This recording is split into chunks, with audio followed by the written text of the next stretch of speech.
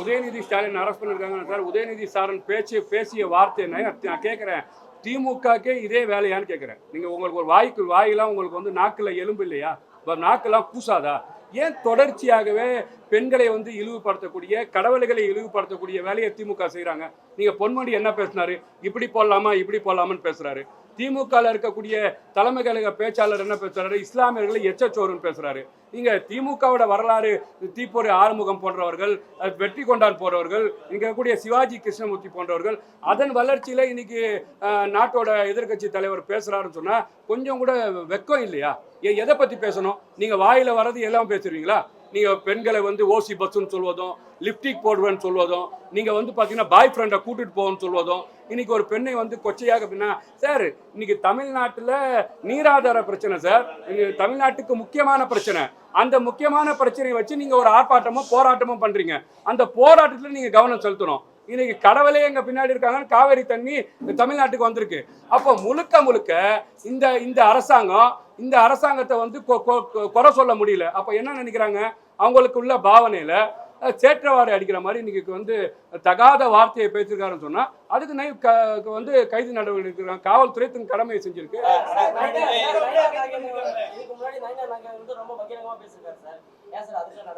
Sir, இவர் பேசின வார்த்தை நீங்க கொஞ்சம் கேட்டீங்களா?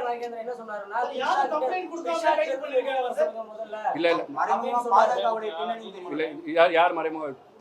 திமுக தானே மறைமுக பாஜக பின்னணி. திமுக தான் நம்ம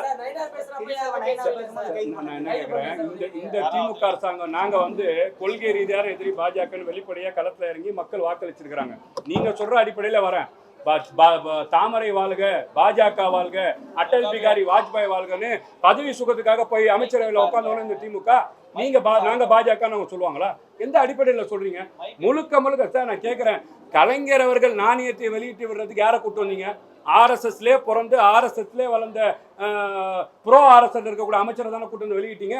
இவங்க கூட கி வீரமணி இருக்கிறாரா இல்லையா? தமிழ் சார்ந்து பேசினவர், தமிழை உள்வாங்கினவர். அப்போ முழுக்க ஆர்எஸ்எஸ் சொல்ற அஜெண்டா அவங்க ஃபாலோ செய்றாங்க. சார், நான் என்ன சொல்றேன்னா, அவர் பேசின விஷயம் நேத்து, இன்னைக்கு அரசாங்கம் ஆட்சி அதிகாரம் இன்னைக்கு தமிழ்நாட்டு கையில் வந்துருக்கு. காவல்துறை இன்னைக்கு தமிழ்நாடு முழுக்க போய் அவர் மேல வந்து கம்ப்ளைண்ட் கொடுத்துருக்காங்க. எல்லா பெண்களும் போய் கம்ப்ளைண்ட் கொடுத்துருக்காங்க. அந்த அடிப்படையில் கைது நடவடிக்கை நீதிமன்றம் காலாவாசம் கொடுத்தோம், உடனடியான அந்த கைது நடவடிக்கை எதற்கு? இது பழிவாங்கும் நோக்கம்னு சொல்லி எதிர்கட்சிகள் எல்லாரும் குற்றச்சாட்டு வைக்கிறாங்க. சட்டமன்றம் நடக்குது, பட்ஜெட் கொடுக்கறதுல திமுக ஏதாவது வந்து உங்களை வந்து தடுப்பாங்கன்னு சொல்லி முன்னெச்சரிக்கை நடவடிக்கை எடுத்து. திமுக எங்க தடுக்குது? திமுக சட்டமன்றத்தில் ஓடுது சார். மக்களுக்காக வாக்களித்து மக்கள் வந்து சட்டமன்றத்தில் போய் நீங்க பேசுங்கன்னு சொல்லி அமைச்சா பேச முடியாம கடந்த ஆட்சியில லஞ்சமும் லாவணியமும் ஊழலையும் செஞ்சு அதை தட்டி கேட்கிற அரசாங்கம் இந்த அரசாங்கம் இருக்குன்னு சொல்லி அவர்களை பத்தி பார்ட்டி ஃபண்டுன்னு பேசினாலே உட்காந்து கேட்காம ஓடுறாங்க.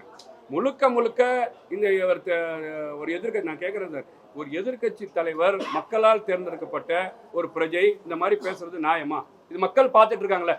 ஏற்கனவே இப்படிலாம் நீங்க பேசுனீங்கன்னா தான் மக்களை வந்து உங்களுக்கு வீட்டுக்கு அமைச்சிருக்கிறாங்க. தமிழ்நாட்டோட முதலமைச்சர் கொளத்தூர்ல தோத்து ஓய்வெடுத்து வீட்டில் இருக்கிறார். இது திமுகவோட கலாச்சாரம். பிரியாணி கடையில் போய் அடிச்சு உடைக்கிறது, பியூட்டி பார்லர்ல போய் அடிச்சு உடைக்கிறது, நீங்க இந்த பாரம்பரியத்திலே வந்தீங்க. இதெல்லாம் மக்கள் பார்த்து இன்னைக்கு திமுக வேணான்னு முடிவு பண்ணியிருக்கிறாங்க. இன்னைக்கு தமிழக வெற்றிகளும் நல்லாட்சி தரது மக்கள் தேர்ந்தெடுத்திருக்காங்க. மீண்டும் திமுக செய்யறது மக்கள் மன்றத்தில் இன்னும் அதல் அபாகாதல போகக்கூடிய சூழல் உருவாகும். திமுக மேடையில பேசும்போது திரிஷா பேரையோ முதலமைச்சர் பேரையோ அவர் உதயநிதி வந்து குறிப்பிடல. கீழே இருக்கக்கூடிய தொண்டர்கள் மட்டும் தான் அந்த கோஷங்களை எழுப்பி அவங்க தான் சொன்னாங்க தவிர நாங்கள் எதுவுமே பேசல. எந்த தொண்டர் சார்? பழிவாங்க நடவடிக்கை திமுக தொண்டர்கள் தானே சொன்னாங்க. அவர் என்ன ரியாக்ட் பண்றாரு? தொண்டர்கள் பேசும்போது ஒரு தலைமை மாண்பு, தலைமை பண்பு உள்ளவங்க ஏங்க அப்படிலாம் பேசக்கூடாதுன்னு சொல்லணும். எங்க தலைவர் அப்படிதான் வளர்த்தார். என்னை பத்தி யாராச்சும் ஒரு இடத்துல கூப்பிட்டு கண்டிப்பார். ஏன் அப்படி பேசுனீங்க நீங்க டிவி விவாதத்துல அப்படின்னு சொல்லக்கூடாத ஒரு தலைமையோட பண்பு. அப்போ ஒரு தொண்டர் பேசுறாருன்னா அப்படிலாம் பேசக்கூடாதுன்னு சொல்றது. நம்ம இங்க காவேரி பிரச்சனைக்காக வந்திருக்கிறோம், மக்கள் பிரச்சனைக்காக வந்திருக்கிறோம், தண்ணி பிரச்சனைக்காக வந்திருக்கோம். பேசுறதை விட்டு நீங்க வந்து ஒரு பெண்களை அசிங்கமாக கொச்சையாக பேசுவதை எப்படி ஏத்துக்க முடியும்? காவல்துறை இன்னைக்கு அவர் பேசிட்டாரு, நாளைக்கு தொடர்ச்சியா எல்லாரும் பேச மாட்டாங்களா? அப்ப இவங்க ஏற்கனவே அப்படி சொன்னவங்க தானே. நீங்க ஏர்போர்ட் விமான நிலையத்துல பணிப்பெண் மேல பாலியல் வன்கொடுமை நடக்கும்போது ஏன்பா பண்ணன்னு கேட்டா நான் திமுக கவுன்சிலர்னு சொல்லி மாறு தட்டி பேசினவங்க தானே. இதையெல்லாம் நீங்க வந்து கட்டுப்படுத்தக்கூடிய தலைமை பாண்புல இருக்கவங்கள தூண்டி விடுறாங்களோ என்ற அடிப்படையில் இருக்குது. சட்ட ஒழுங்கை கருதி காவல்துறையை கைது செஞ்சிருக்காங்க. அதே மாதிரி நாளைக்கு சட்டமன்றத்துல வந்து உதயநிதி வந்து விவசாயிகளுக்காக கேள்வி எழுப்பக்கூடாதற்காக தான் தாவேக அரசு திட்டமிட்டு இன்னைக்கு வந்து இந்த கைது பண்ணியிருக்காங்கன்னு சொல்லி செந்தில் பாலாஜி சொல்லியிருக்காரு சார் பிரஸ் மீட்ல. நான் கேட்குறேன், செந்தில் பாலாஜி இப்போ தேடப்படும் குற்றவாளியாக தெரிஞ்சுட்டு இருக்காரு, போய் ஸ்டேஷனில் போய் சைன் போட்டிருக்காரு. அந்த செந்தில் பாலாஜி அவருக்கெல்லாம் யாரு?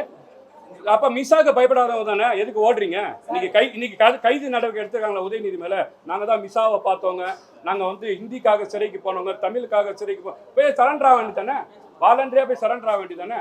அப்போ முழுக்க இந்த நீங்க சொல்லக்கூடிய செந்தில் பாலாஜி அவர் சொல்லியிருக்காருன்னு சொன்னா எந்த அடிப்படையில் சொல்லியிருக்காருன்னு சொல்லுங்க.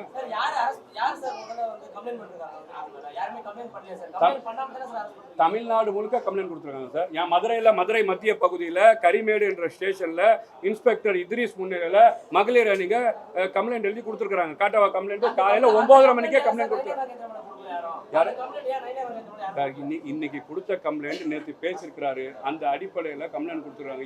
இந்த கம்ப்ளைண்ட் சைனா நாகதன் மேல கம்ப்ளைண்ட் கொடுத்தா நடவடிக்கை எடுக்கும் காவல்துறை.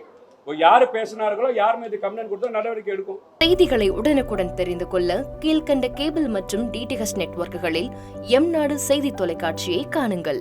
பாதகம் செய்பவரை கண்டால் நாம் பயம் கொள்ளலாகாது பாப்பா. மோதி மிதித்து விடு பாப்பா, அவர் முகத்தில் உமிழ்ந்து விடு பாப்பா. அண்மை செய்திகளை உடனுக்குடன் தெரிந்து கொள்ள இணைந்திருங்கள் எம்நாடு தொலைக்காட்சியுடன்.